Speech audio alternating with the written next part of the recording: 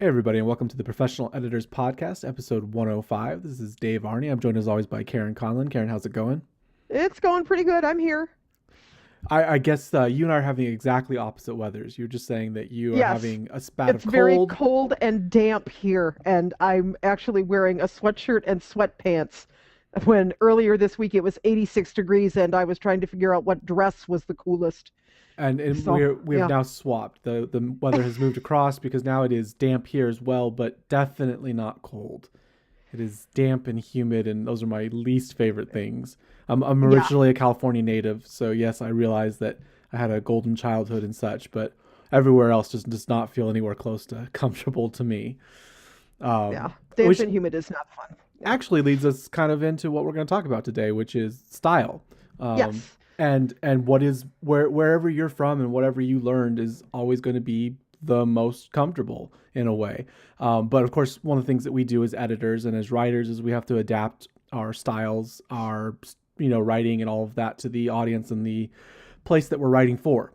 So we thought that we would sort of go through and talk about what are these different styles, and maybe from a more philosophical point of view. There's a lot of great references on how to tell the difference between the styles. So if you did learn one and you need to quickly unlearn and relearn something else, there are a lot of great editors and bloggers that kind of cover that stuff. So we're not going to go Hmm. too much into depth on the specifics, but we are going to talk about why these styles exist and what they're for. So hopefully you can choose the best option. So we thought that we would cover, first of all, AMA and APA.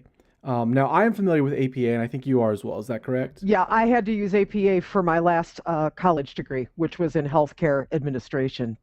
So yeah, every paper I did was written to APA format with a couple of variations because nobody ever uses it straight. They always have to do something to make it theirs. So it Yeah. was Ashford University's flavor of APA. Yes. Now, APA stands for American, and then it's either Psychological or Psychiatric Association. Psychological Association. I have the sixth edition right here in my hand, actually. Well, there's I'm saying there's two. There's the American Psychological and then the American Psychiatric, and they actually do share quite a lot, but they are slightly different people's Interesting. groups. Ours, the However, one that we were told to use was psychological. well, So I'm the style guide is made by the APA from the psychological folk.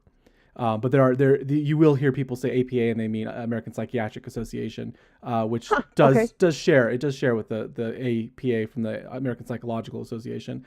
But obviously psychiatrists and psychologists are slightly different folks, slightly different degrees.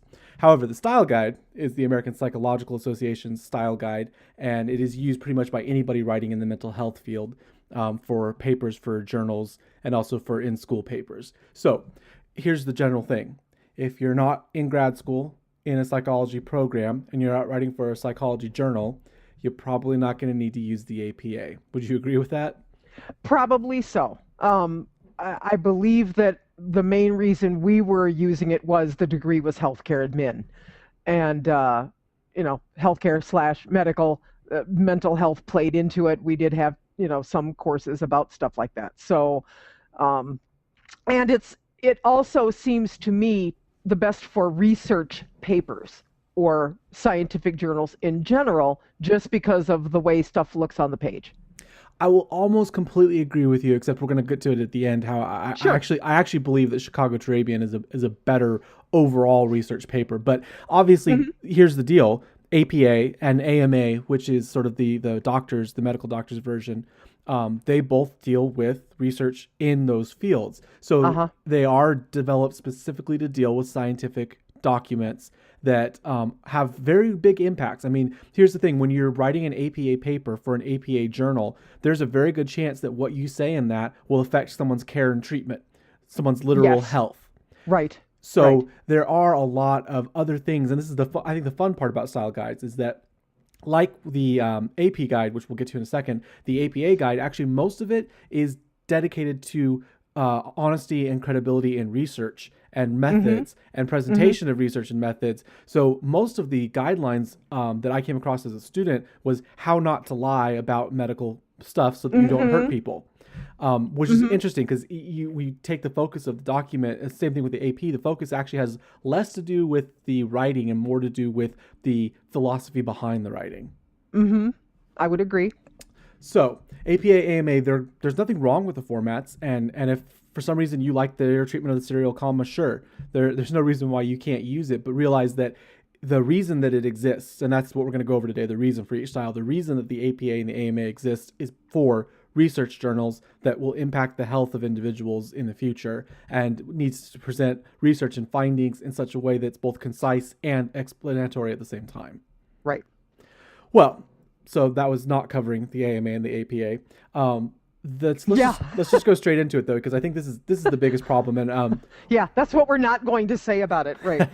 we're actually gonna get an author to come on, and who's also an editor, who's recently gone through the process of editing and went through the exact same process that we're gonna talk about right now, which is an editor who was using AP style for a book. So, but let's go to AP style. AP stands for Okay. the Associated Press.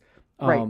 And I'm sure everyone knows of it, but it is a very old news organization, and it comes from line news services. So they would literally type up stories and then transmit them over the wire to, the very earliest machines were just little telegraph type machines. And then, of course, over time now it's developed into where they're delivered electronically, in the form of documents and other things like that. But the AP style, the AP itself, is based around getting a lot of information into a very short thing using a limited amount of text and readability, so that you can transmit it over the wire and other newspapers can print it.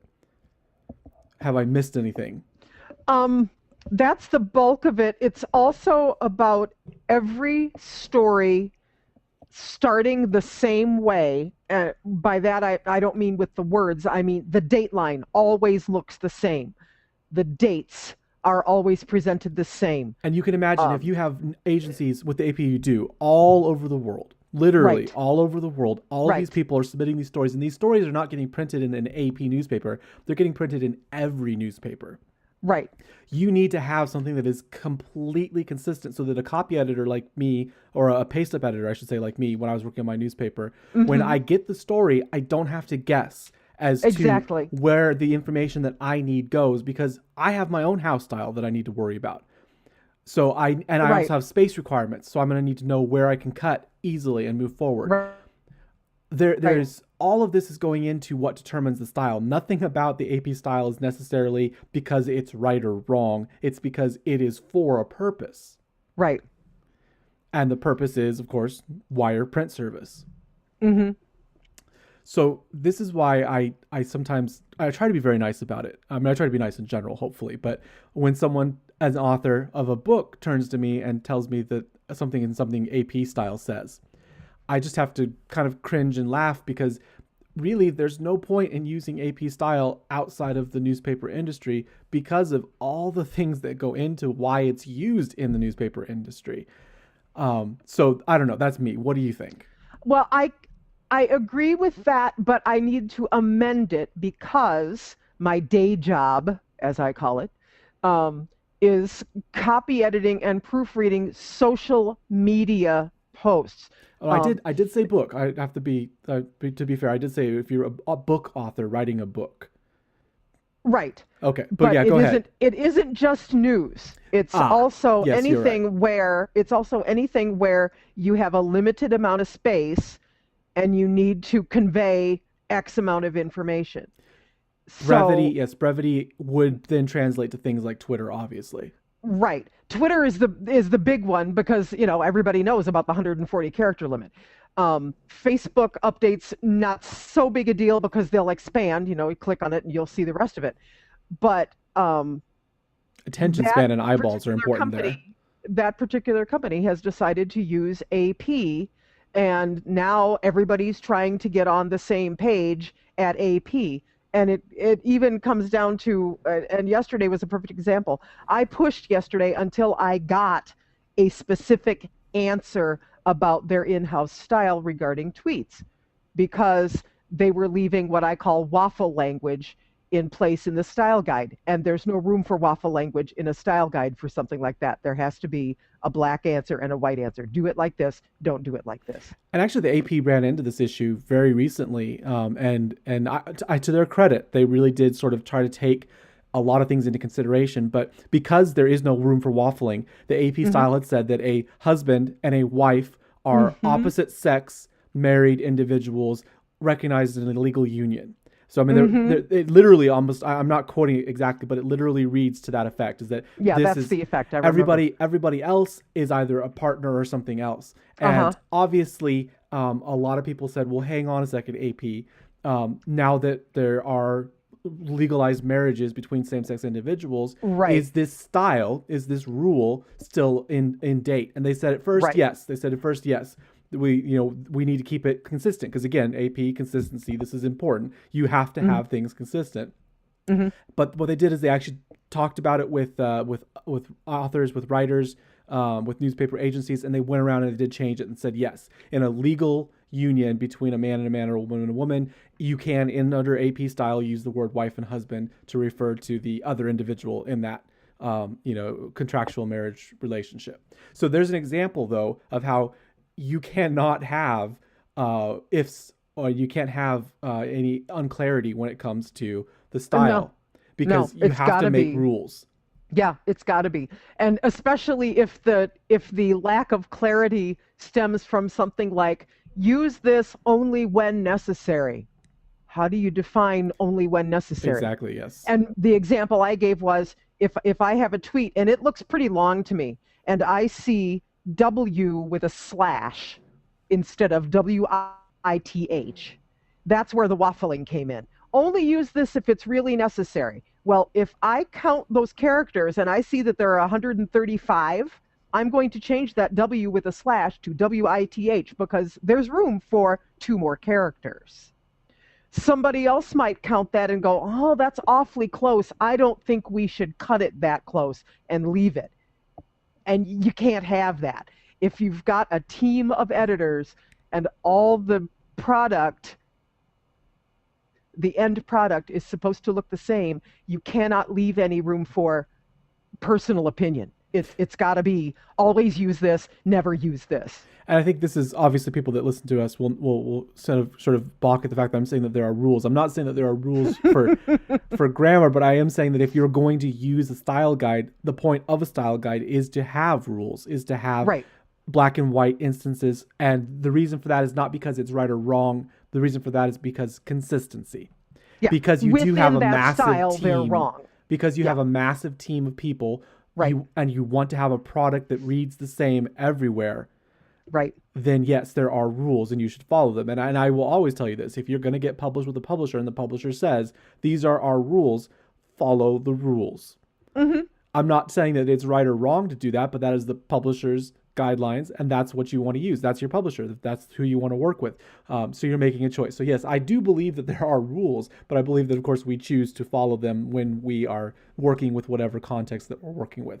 So if Right. you're in AP Right. style, use AP style. When I was in newspaper, I used AP style and I edited everything that went into the newspaper according to AP style. And when it didn't fit, I would either change it or go back to the writer and say this needs to be changed. And Hmm. there wasn't any doubts, there wasn't any really argument. And but then again, we're not creating necessarily art in the newspaper. We're trying to get factual information across in as short a period of time as possible. Right. Right. Well, that kind of then leads us around to what is Chicago style? Why the heck is it there? Why do we use it? Why do I personally rely on it so much? So, like the AP style, Chicago comes out of Chicago University Press, and it's quite old, like AP style. It's been around for quite a while. So what we have to realize with the Chicago style, the reason Chicago is because it's made by a printer. It's literally made by a university press who's saying, hey, there's all these books getting published right now, but there's not a lot of consistency in how they're formatted. So maybe we should come up with some guidelines for formatting. Right. So they needed to come up with rules that fit movable typeface and fit the printing format and fit within the style. And so they actually talk about recto and verso, which I don't know if any, do you know what, if you heard those terms recently outside the Chicago manual? I have not heard them anytime soon, anytime recently. Um, we did use them every now and then at TSR when somebody felt like being, professional, haha, being a game company and all that. And granted, we did put out high quality stuff, but we didn't use a lot of technical terms as far as book production. In the editorial wing, that was down in publishing where they were concerned about recto and verso and this and that, or down in not publishing, purchasing. That's what it is. Purchasing. So, and this is something to note that the Chicago Manual of Style is littered with typographical considerations. And Oh in yeah. fact, a lot of the style has to do with how it will appear in printed format. So, whereas Right. AP, how it will appear on a line printer, now we're talking about how it will graphically appear once typographically set for a movable type printer. That's where Chicago comes from. Yeah. So, On a page in a book. again, there Yeah. are considerations, there are things that they go into. And so, for instance, I think my favorite is the EM dash. Mm-hmm. The EM dash, there is no spaces between the EM dash and the words right next to it on a Chicago styled printed page. But in Correct. AP, I believe they do keep the dashes still. Is that correct? And and AP doesn't even differentiate that I can tell between, and now you say EM and I just say M. Ah, Between an M dash and an N dash, EN, they just call it a dash. right. They Versus don't a even hyphen. talk about the fact that there are different types of dashes, but they do differentiate between a dash and a hyphen. And of So course, I'll give them that. the EM, the EN, I say them that way because I'm dyslexic and I don't hear the difference all the time. So Okay. Okay. that's That one makes reason for sense. me to do it. Yeah. Okay. But the two dashes, the M dash and the N dash, Mm-hmm. are both based on fixed font widths of the old days when typeface Right. used to be fixed width fonts. Right. So that's This another dash is as wide as an M. M, And this one and is, this dash is as wide as an N. and And then of course the Chicago says hyphen. put a space on them. Yeah. Yeah. Well, Chicago says no space on between the right. I'm sorry. Yeah. Chicago says no space and AP says space. See, now that I have to use them both, I have to look it up You have to go sometimes back and because I forth. get confused. Yeah. But that the reason, not only the names for them, of course, but the reason for them, the reason for the space versus the no space, has to do with the fact that there's extra characters involved. A space Mm-hmm. was an extra character of type, and in the movable printing press days, there actually was a teeny bit of space between each of the letters anyway because they were separate metal blocks. Right. So even what they were saying is there's no space because literally don't insert an extra space block because there's already going to be a little bit of space between the Right. letters. All of it has to do with how it's going to look on the page. The editor said they looked at it. Oh wow, that's a lot of width there. I mean that Yeah. takes up a lot of room on the page. Let's not do that. Yeah. There was nothing that's to say oh it's wrong. It's absolutely wrong. There should be no spaces between the EM Yeah. dash and the rest of the words. No, it No, was how it's does all it about look? aesthetics. How It's does all it about the look? look. Yeah. And so a lot of Chicago has to do with that. Now, why do we still use it though? Why? I mean, I'm asking you. Why do you think we still use it? I think personally, I think the end result is pleasing. It's not difficult to understand. For me, it's the first style guide I was ever handed and told, here, this is what we follow. Um, and all the variations on it that we came up with internally there still all made sense. I mean, it wasn't just, well, we want to, always set this upside down and backwards. It wasn't goofy stuff like that. It was, we want it to look similar, but we want it to be differentiated for this product line. So what are we going to do? We're going It to is widen highly this. adaptable. You I know, mean, I think it is that's the thing is extremely it's robust. It covers pretty much everything because they've been doing it long enough to have run into pretty much everything. right. At the same time, they do teach you how to adapt it. They do teach you how to use it for the specific context that you're in. And Yeah. so it has specific things it'll call out for in a nonfiction book. These are the kind of things that you want to consider in a fiction book. These are the Mm-hmm. kind of things you want to consider. Mm-hmm. I'd say it's utility. I mean, it is incredibly useful. Yeah. It just was developed in such a way as to be incredibly useful. It isn't limiting and it is almost infinitely adaptable. I would, yeah, Now, here's why I would concur with all of that. coming back to why I kind of cringe and laugh when a fiction author, starts talking about the AP style. Chicago was created for you. I'm telling you, all fiction authors, all book authors, Chicago was created for you. Mm-hmm. That's what you should use because it is adaptable to what you're doing. Now, we are entering a new age. We are entering the digital publishing age. And there are some things that are occurring on digital reading devices that are different than the printed page. There was the imitation phase. There was the e-ink phase where we tried to make things look exactly like the page. We will see things change. But the other thing is we will also see Chicago change. Chicago, as a publisher itself, will realize that it needs to have more and more information about ebooks. So I actually wanted to ask you, did you see any information added to the most recent one about ebooks? I am looking in the index and electronic publications, authority and permanence of, copyright, documentation of, ISBNs for, periodicals as, production process considerations, text and other components, which includes embedded indexes, illustrations, unique identifiers for the URLs and DOIs. See also articles electronic, books electronic, digital object identifiers, hyperlinks, journals. There's a whole chunk of stuff in here specifically for electronic publication.